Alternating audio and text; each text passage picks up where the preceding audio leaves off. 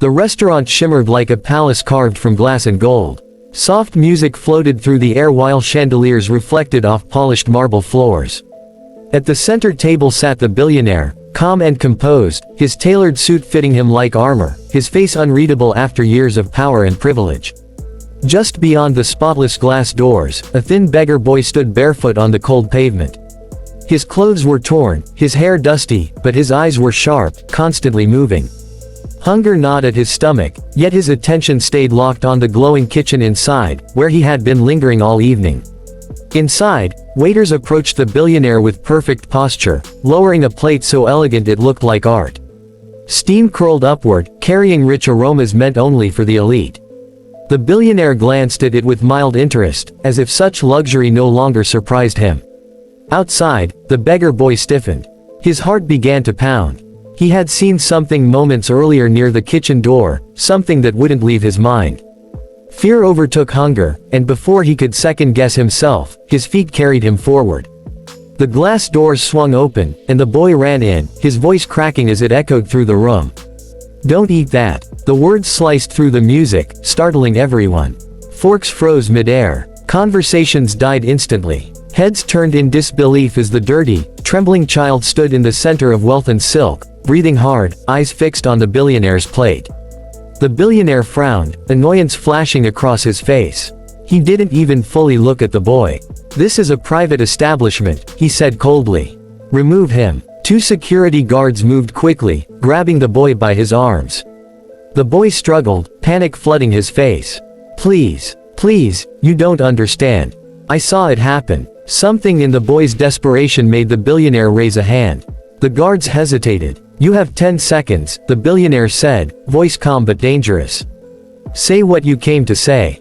The boy swallowed hard and pointed shakily at the plate. "That food, someone switched it. Someone poured something into it.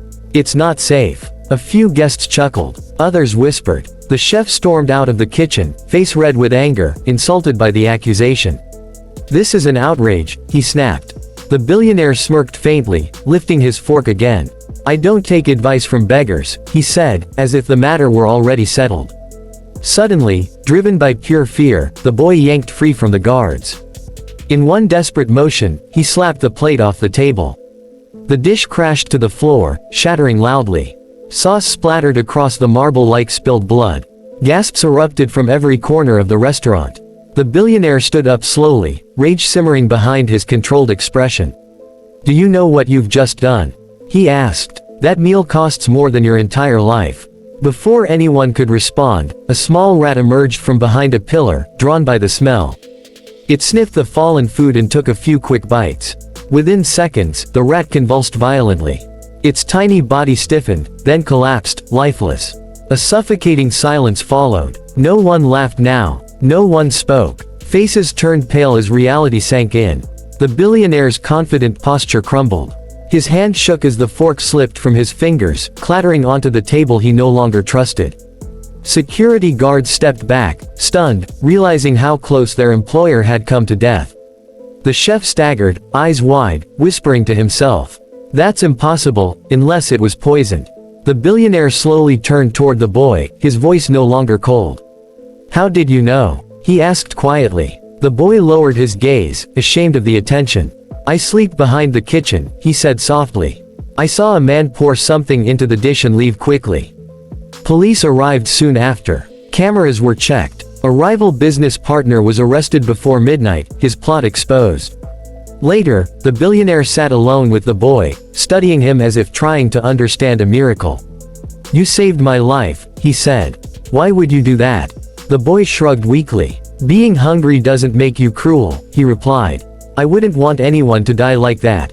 For the first time in years, the billionaire felt his eyes burn. Money had bought him everything except a moment like this. The next morning, the beggar boy woke up in a warm bed, sunlight spilling through clean curtains. New clothes lay folded beside him. The billionaire kept his promise. He gave the boy a home, education, and protection, calling him his guardian angel. Years later, the boy stood beside the billionaire as an equal, proof that wisdom, courage, and humanity can rise from the poorest places, and that sometimes, the smallest voice saves the biggest life.